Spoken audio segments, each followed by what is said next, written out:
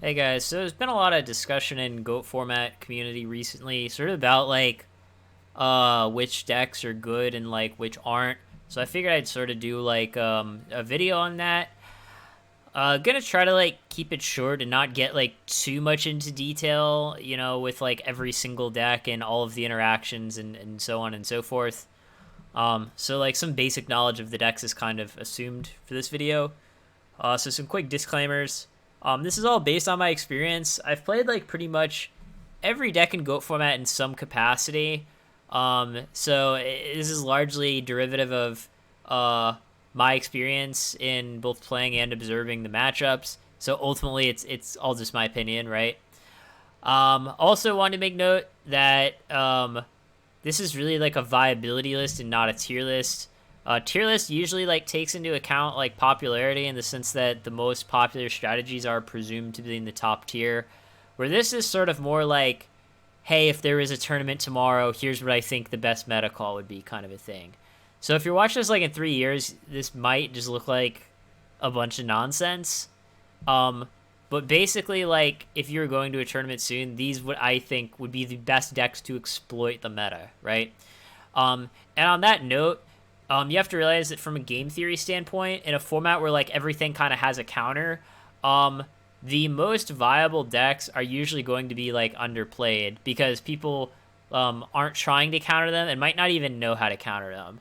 So it's kind of like if you went to like an RPS tournament and like half the meta was like just people throwing rock all the time, right? Like we wouldn't say, oh well, rock is very popular, therefore it's good.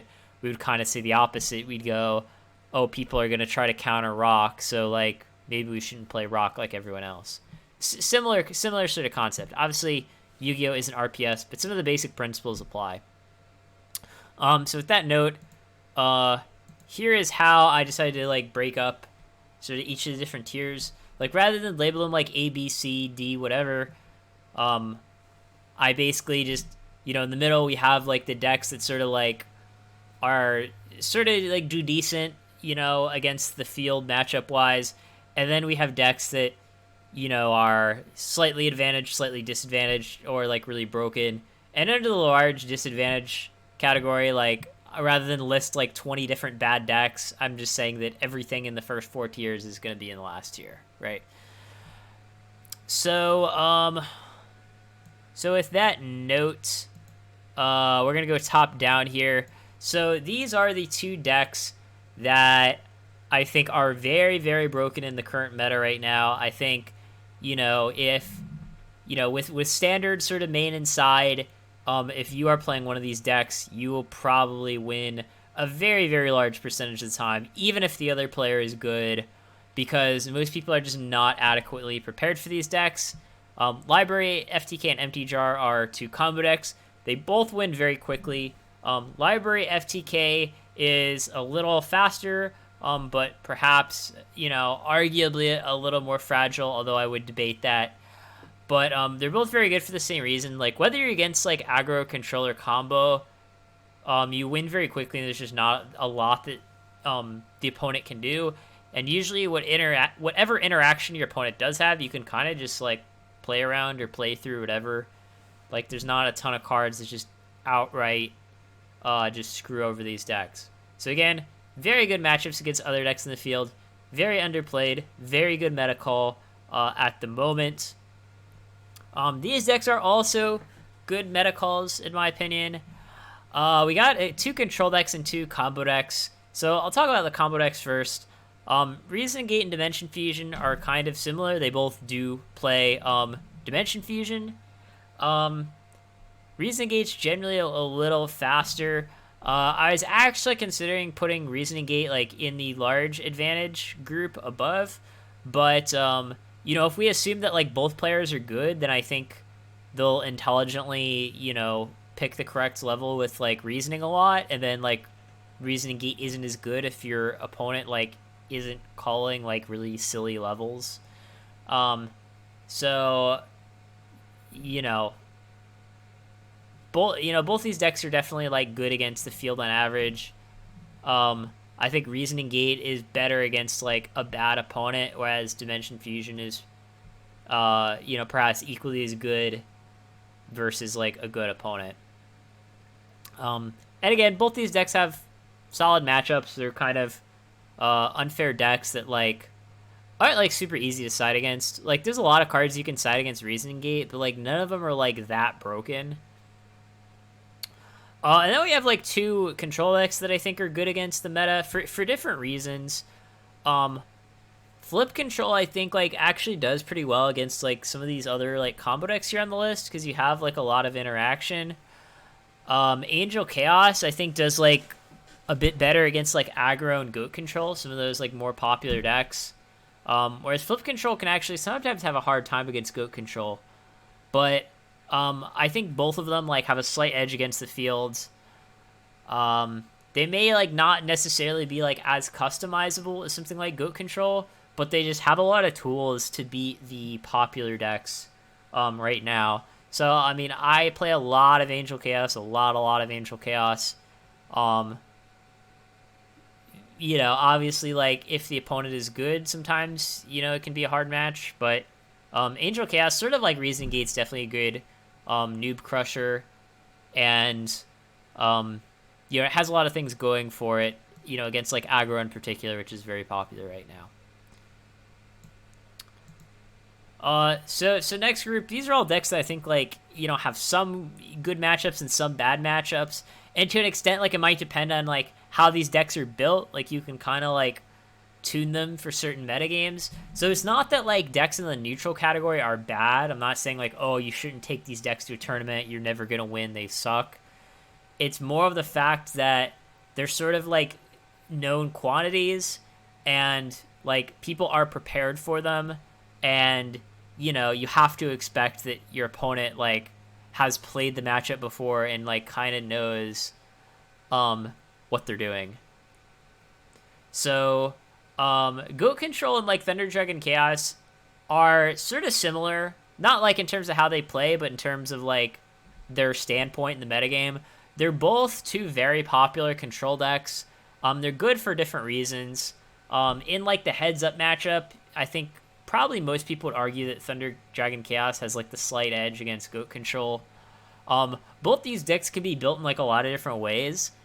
In particular, in the last big tournament on GoatFormat.com, we saw some new Goat Control decks, and we saw some new Thunder Dragon Chaos decks. So like both these decks are like definitely evolving.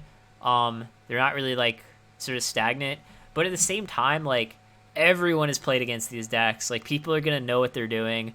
People are gonna be prepared with the side. Like for Thunder Dragon Chaos in particular, like your opponent is going to have like good side deck cards against you. And like Goat Control, while people like might not be siding like a ton of cards against Goat Control, that's actually quite rare. It's just like none of your matchups are like that insane. Like there's no like other decks on the tier list where like Goat Control has like some huge advantage. So like if it's a good player versus good player matchup, like Goat Control player like isn't gonna win like that much more than 50% of the time, which is actually what we've seen in tournament data too for the people who have been keeping track. And so warrior decks, there are actually a lot of different ones. And originally when I was making this tier list, I had them all like separated out into their different variants. But then I just ended up putting them all in neutral anyways. So I was just like, well, just to save space on my graphic, I'm just going to put them all together. So there's like Warrior Toolbox, there's like the King Tiger Wengu like stun sort of variant. And then there's like the Chaos Warrior deck, which like is a bit more popular lately. I think it's maybe starting to die down a little bit more, but probably still like one of the more popular variants. This is another case of like I actually think like some of these warrior decks, like there is a time, I don't know, maybe like a year ago, half a year ago, where these decks were doing very well, but I think like now people are starting to catch on. And even though like a year ago I might have put like some of the warrior variants in like the small advantage category, I think now in the current meta they're like kind of neutral. Again, sort of like Thunder Dragon Chaos, like most people are going to be prepared in terms of like side deck against you. Sometimes like people might make mistakes against the deck, but again, like good player versus good player matchup, like warriors, like they might have, you could argue that like they might have like an edge against I don't know, perhaps something like Reasoning Gate or like Thunder Dragon Chaos, depending on like how you built it and how much disruption you have.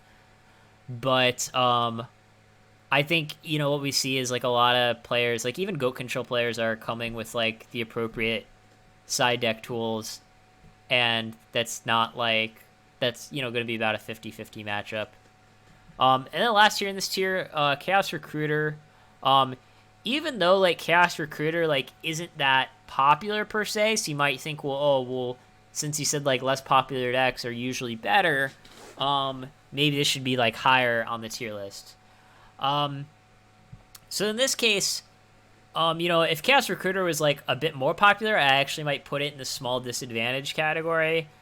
But one of the things that it has going for it is that it does very well against the other aggro decks, like the warrior decks over here. So that can give it a bit of an edge. And even like Thunder Dragon Chaos, from my experience, I think it does pretty well against that too, just because you have like creature swaps and trap dust shoots, which are both really good there. So you can kind of like beat them down, use dust shoot, play around what they have, and then if it comes down to the mid or the late game, you can try to win the battle of the Chaos Sorcerers, sort of as a backup plan. But Chaos Recruiter, I think, like nowadays, I think even though Chaos Recruiter isn't popular right now, it did used to be popular, so I think a lot of goat control players will like know how to play against it. Angel Chaos players are going to know how to play against it. And even stuff like Reasoning Gate can be kind of like uphill because you just summon a bunch of 1400 guys and they don't really care. So yeah, so overall, I think like it's got its pros and cons. Against the field as a whole, probably about 50-50, just like these other three decks here. So last, I've got some decks that like are definitely like I would consider viable, but like kind of have to fight an uphill battle. And like some of these decks, like they have done well in ladder, they have won tournaments before, and like you can definitely do well if like you're a good player. But again, I think in the current meta, they have somewhat of an uphill battle. So like Burn and Pac-Man would be an example of decks that have like done well in the past. But I think like nowadays people are just kind of like showing up with the right cards and can give those decks a hard time. Like Goat Control players are, they often play Abyss Soldier, which can give those decks a hard time. You got a lot of people siding cards like Mobius and Decree, which can be hard for them to deal with. And it's just one of those cases where like even if people like aren't going out of their way to sort of like gun for Burn and Pac-Man, I think that they kind of incidentally will have a lot of tools, in their side, like whether it's Mystic Swordsman level 2 or Dust Tornado or 7 Tools of the Bandit or whatever. Like there's gonna have like a bunch of cards to bring in, and then there's like a lot of like combo decks that play Giant Trunade, which is hard for them as well. So like playing against something like Reasoning Gate or Library FTK is just very, very difficult. Like, you can win sometimes, but like you're just not gonna win a lot. So like your hope is kind of to like play against like a very like unprepared like controller aggro player, and hope to not really play against combo much. Hope that they don't draw their side deck cards, that sort of thing, which is why I put them in the small disadvantage category. And I'll go over these OTK decks here too. Last turn and Rescue Cat, I think are both like, they're both consistent on one hand in the sense that like, yes, you will like see your combo more often than not, but like a lot of people will just like incidentally show up with counters to them. So like with last turn, it's, they have the Book of Moon, right? They're not like specifically playing Book of Moon for last turn, but like they're gonna have it, and that can stop your OTK a lot of the times. And with Rescue Cat, like things like Gravekeeper Spy and Recruiter monsters can sort of mess up your like OTK math, and then you're like, oh shit, I'm like 2,000 damage short now, and then you end up losing. They definitely like, they can win sometimes, and again, like, if you play very well and your opponent like maybe isn't too familiar with either of these decks, you're gonna do fine. And like Rescue Cat has some cute tools where like against some of the other combo decks you can like Last Will for Cyberstein, and get something like a Bolter or a Last Warrior from Another Planet, which can help sometimes.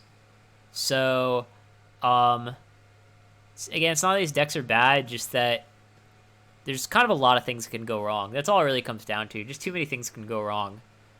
Whereas decks like, I don't know, in comparison, like Library FTK and Empty Jar are just way more consistent and like way difficult to like accidentally counter. Like your opponent specifically has to side like hard counters for you to have like a tough time. Um, and then so yeah, last we got Gravekeepers and Zombies. Gravekeepers is one of those decks where there definitely could be a possible meta where Gravekeepers could be good. Like against really any of the Chaos decks on here, Gravekeepers can hold their own. Like against Angel Chaos, actually, like Gravekeeper does really, really well. Thunder Dragon Chaos, they do pretty well too, but like they might like have a bunch of Raigeki breaks and win because of that.